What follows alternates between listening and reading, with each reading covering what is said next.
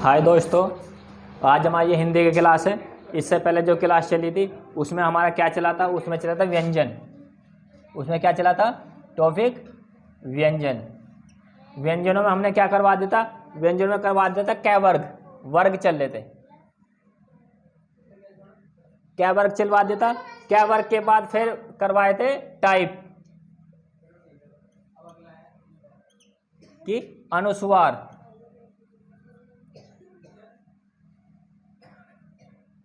अनुस्वार किस अक्षर के सामने लगता है तो क्या कहलाता, किस अक्षर के ऊपर लगता है तो उस अक्षर को क्या कहते हैं, पीछे लगता है तो क्या कहते हैं, नीचे लगता है तो क्या कहते हैं, आगे लगता है तो क्या कहते हैं। उस टॉपिक के बाद ये पांचों टाइप पूरी हो गई थी हमारी।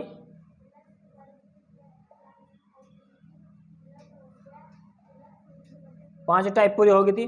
उसके बाद का हमारा जो नया टॉपिक है वो है चय वर्ग।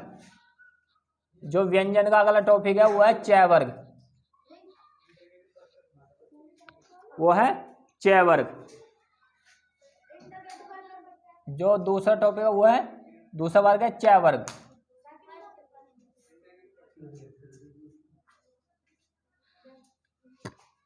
चय वर्ग में कौन कौन से होते हैं? एक तो चय होता है, एक छह होता है। पहला जो होता है वो होता है चय, दूसरा छह, और जो तीसरा जो वर्ण होता है वो होता है जय। इसके बाद जो चौथा वर्ण होता है वो होता है झ।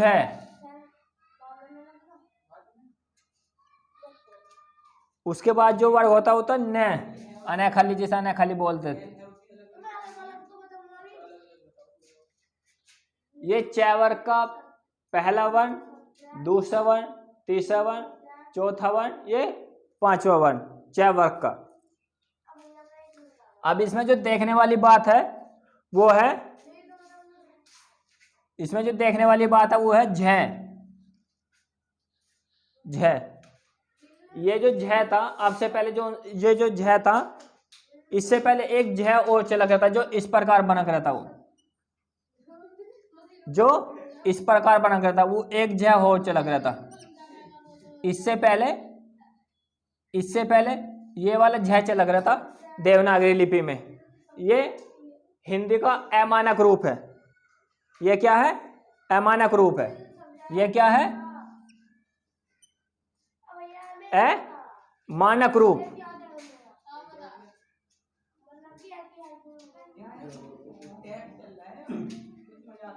ये क्या है?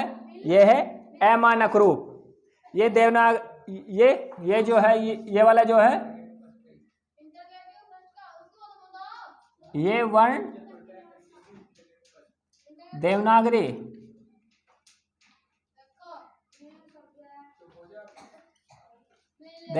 लिपि की, ये वर्ण जो है, ये वर्ण जो है देवनागरी लिपि की शर्तों को पूरा नहीं करता है। ये वर्ण जो है देवनागरी लिपि की शर्तों को पूरा नहीं करता है।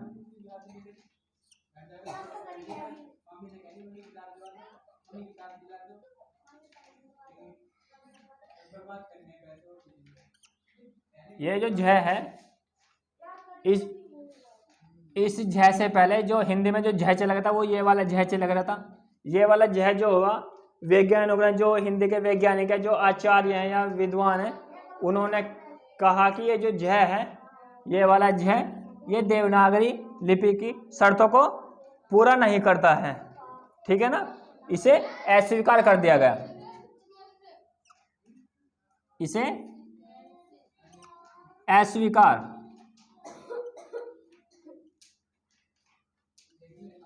अस्वीकार कर दिया गया।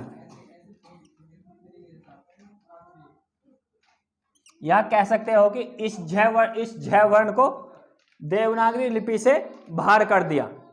इसके स्थान पर कौन सा झ ले लिया? ये वाला झ। इतना टॉपिक ध्यान रखना, ठीक है ना? इसके बाद जो है, इसके बाद है अगला वर्ण। एक बार इसे उतार लीजिए। इसे उतार लीजिए सभी अपने कॉपी और रजिस्टर में, उतार ले सभी ने, कोई डाउट तो नहीं, समझ में आ गया। ये स्वीकार कर लिया गया, ये अस्वीकार कर लिया, अस्वीकार क्यों करा, क्योंकि ये अमानक ग्रुप है, ये देवनागरी लिपि की शर्तों को पूरा नहीं करता है, इसलिए इसे अस्वीकार कर देगा, इसे स्वीकार कर लिएगा। इसके स्थान पर इसे लिखते हैं हम, पहले ये चलक रहा था। अब जो है तीसरा जो वर्ग है, तीसरा जो वर्ग है वो है टय वर्ग। टय वर्ग, टय वर्ग का जो पहला वर्ण है वो है टय। क्या है? टय। जो दूसरा जो वर्ण है वो है ठय। तीसरा जो वर्ण है वो है ढ। इस ढ को ऐसा भी लिख सकते हैं, ठीक।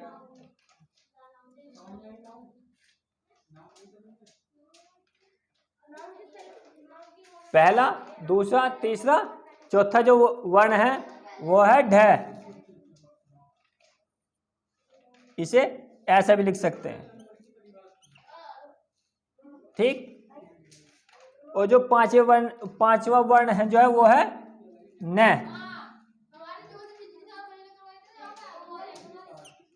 न जैसे अनाखली बोलते हो, ठीक। इसमें बस कोई खासियत नहीं, इसमें ये खासियत है, ये जो है ये दोनों जो वर्ण हैं, इन वर्णों से कोई भी अक्षर शुरू नहीं होगा। हिंदी वर्णमाला में या सामान्य हिंदी में इन दोनों शब्दों से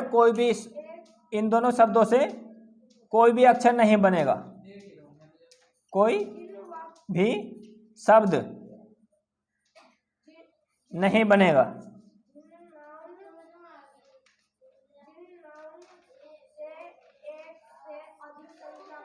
ये इंपॉर्टेंट है, रेड पेन।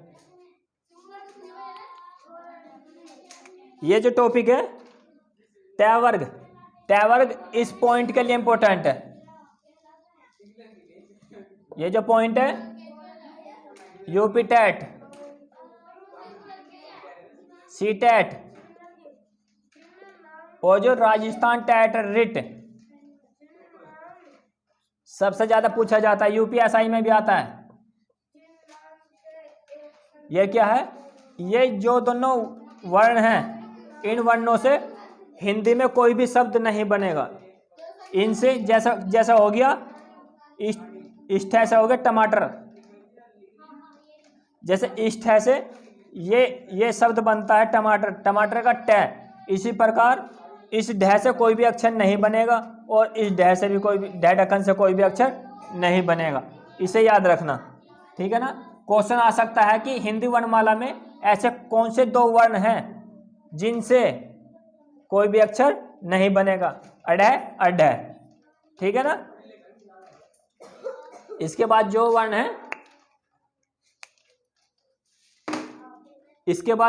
है वो है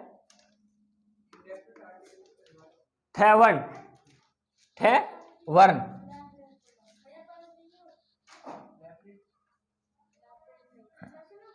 एक बार इसे उतार लीजिए, रजिस्टर में स्क्रीनशॉट ले लीजिए।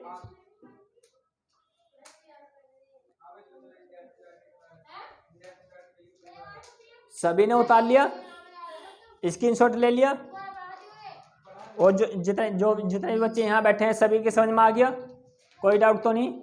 इसके बाद जो टॉपिक है या हेडिंग है वर्ग की, वो है टय वर्ग। कौन सा? टय वर्ग। नहीं, टय वर्ग तो अभी करवा दिया। इसके बाद जो वन है वो है टय वर्ग। टय वर्ग तो अभी करवा दिया, सॉरी गलती होगी। टय वर्ग तो अभी करवा दिया। इसके बाद है टय वर्ग। टय वर्ग, इस टय वर्ग का जो पहला वर्ण है वो है त। पहला क्या हो गया? त। दूसरा क्या होगा? थ। समझ में आ रहा है लिखा हुआ सबको? समझ में आ रहा है ना। इसके बाद जो तीसरा है वो है द, इसके बाद तीसरा क्या है द, फिर है ध, इसके बाद जो है पांचवा वो है न। इस वर्ण में जो इंपोर्टेंट बातें हैं, एक ही इंपोर्टेंट बातें हैं वो है इससे संबंधित। इससे संबंधित एक बात कौन सी है, बात है वो जिन वर्णों के ऊपर घुंडी होती है उनके ऊपर शिरोरेखा नहीं गुजरती। जैसे ये वर्ण है, इसके ऊपर ये वाली घुंडी है, ये वाली जो घुंडी है, इस वाली घुंडी पर ये वाली शिरोरेखा नहीं जाएगी, ऐसे नहीं जाएगी कभी भी, इस बात को ध्यान रखना। ये जो वर्ण है इसके ऊपर से जितने भी घुंडी वाले वर्ण हैं, जैसे थ हो गया, थ पे भी घुंडी है, ये हो गया थ, थ पे भी घुंडी है, इस घुंडी के ऊपर से कभी भी शिरोरेखा नहीं गुजरनी। शिरोरेखा कौन सी होती है, ये वाली, और घुंडी कौन सी होती है, ये वाली। इस घुंडी के ऊपर से ये वाली रेखा कभी नहीं गुजरेगी। ठीक है, अभी लिखवा देता हूं,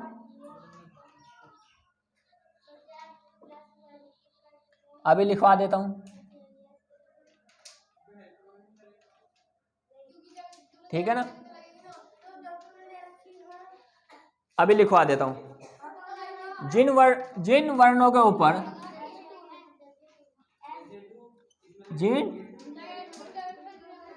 वर्णों के ऊपर घुंडी, जिन वर्णों के ऊपर घुंडी,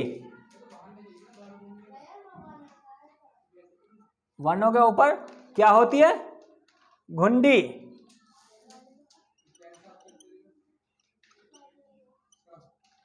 घुंडी होती है, उन वर्णों के ऊपर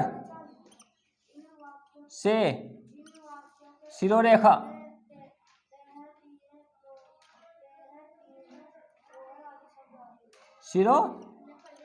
शिरोरेखा कभी नहीं गुजरती,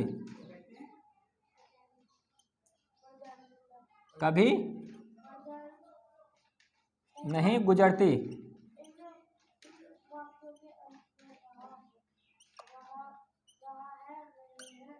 ये इम्पोर्टेंट है, पूछ सकता है एग्जाम में, इसके इन पे भी इम्पोर्टेंट लिख लेना, ठीक है ना। और ये शब्द शुद्धि के लिए भी इम्पोर्टेंट है, शब्द शुद्धि, ये जो दोनों है, ये है शब्द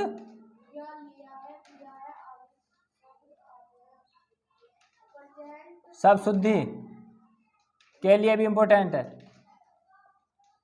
ठीक है ना, इसे जरूर याद रखना। लिख लिया सभी ने, इसकी शॉट ले लिया, आप सभी ने लिख लिया। तो इसके बाद जो वर्ण है, वर्ग है,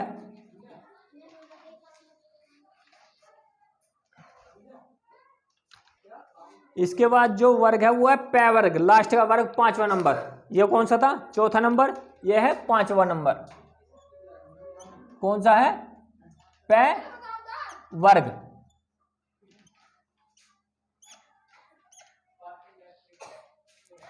लास्ट और पांचवा वर्ग कौन सा है, पै वर्ग। पै वर्ग का पहला वर्ण कौन सा है, वो है पै। पहला वर्ण क्या हो गया, पै। दूसरा वर्ण क्या हो गया, फै।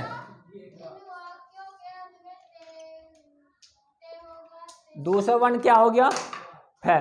तीसरा वर्ण क्या हो गया, बै। तीसरा वर्ण क्या हो गया, बै।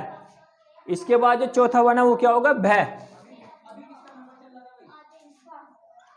जैसे मैंने आपको अभी बताया था कि चौथे वर्ग में जिन अक्षरों में घुंडी होती है, घुंडी, ये वाली घुंडी, उनके ऊपर से ये शिरोरेखा नहीं गुजरती, ये भी उनमें ही आता है। ये जो भै है ये भी उनमें ही आता है। इस भै के बाद जो है लास्ट वर्ण जो है, पांचवा वर्ण, वो है मैं। ठीक, इसमें कोई भी विशेषता नहीं है, बस एक ही विशेषता है इस भयभट्टी की, जिनके ऊपर घुंडी होती है उनके ऊपर से शिरोरेखा रेखा नहीं गुजरती। बस इसे याद रखना है, प वर्ग में ये इम्पोर्टेंट है, ये इम्पोर्टेंट है। UPSI, UP TET, C TET, REET, इन एग्जामों में अधिकतर ऐसे सवाल बूझ लेता है एग्जामिनर। ठीक, अब आपके कितने वर्ण पूरे हो गए, कितने वर्ग पूरे हो गए? 5 वर्ग। 5 वर्गों में कितने वर्ण होते हैं? 25। 5 वर्गों में कितने वर्ण होते हैं? 25। ठीक है, इन 25 ही वर्णों को किस नाम से जानते हैं? स्पर्शीय व्यंजन के नाम से जानते हैं। किस नाम से? स्पर्शीय व्यंजन के नाम से जानते हैं। अब जो अगला टॉपिक है वो है वर्णों की संख्या। अगला टॉपिक है वर्णों की संख्या।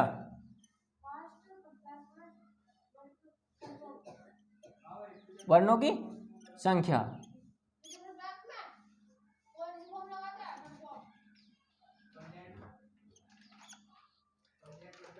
अब जो अगला टॉपिक है वर्णों की नहीं, वर्गों की। वर्ग चल रहे हैं ना, वर्णों का टॉपिक चल रहा वर्ग। अब यहाँ है वर्गों की संख्या।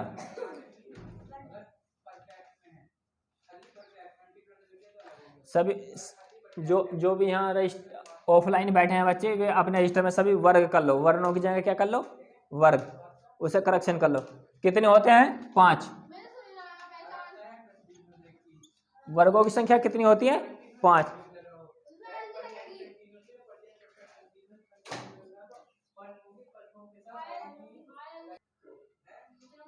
अगली जो हेडिंग है वो है वर्गों की संख्या कितनी होती है? 5। 5 क्यों होती है?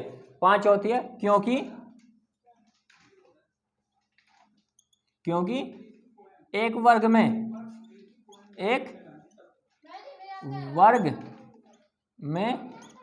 5 वर्ण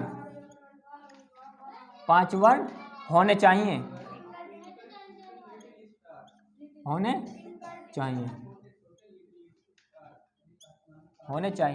ये वर्गों की शर्त है। वर्गों की क्या शर्त है? एक वर्ग में 5 वर्ण होने चाहिए, जब भी उसे वर्ग की संख्या दी जाएगी। जो भी वर्ग है उस वर्ग में अगर 5 वर्ण नहीं है तो वह वर्ग नहीं बोला जाएगा। वर्ग वही बोला जाएगा जिसमें 5 वर्ण होंगे। 1 2 3 4 5। ठीक है ना? उतार लो आप सब, एक बार स्टेम उतार लो, स्क्रीनशॉट ले लीजिए। सभी ने ये उतार लिया, समझ में आ गया? इसमें इम्पोर्टेंट क्या था? इम्पोर्टेंट था प वर्ग में चौथा वर्ण। ये चौथा वर्ण क्यों इम्पोर्टेंट है? कि इसमें घुंडी के ऊपर से शिरोरेखा नहीं गुजरती। सभी ने ये अपने स्टेम में उतार लिया। स्क्रीनशॉट लेने वालों ने स्क्रीनशॉट ले लिया। ठीक है दोस्तों, ये आज की क्लास यहीं समाप्त होती है। इसके बाद जो क्लास चलेगी वो चलेगी कल। उसमें क्या पढ़ाया जाएगा? उसमें पढ़ाया जाएगा अंतःस्थ व्यंजन कौन से होते हैं, उसमें व्यंजन कौन से होते हैं। ठीक है, जो अंतःस्थ व्यंजन है वे 4 होते हैं। ठीक है ना? वो वर्ग में नहीं आता, वे वर्ग से अलग है। वर्ग कितने होते हैं? 5 होते हैं। इससे जो अगली क्लास है जिसमें अंतःस्थ व्यंजन बताया जाएगा और क्या बताया? ऊष्मीय व्यंजन बताया जाएगा। वे वर्ग नहीं है क्योंकि उनमें 4 अक्षर हैं। वर्ग होने के लिए 5 अक्षर होने जरूरी है, इसलिए वे वर्ग नहीं है। वे क्या हैं? अंतःस्थ व्यंजन और वर्ग ऊष्मीय व्यंजन।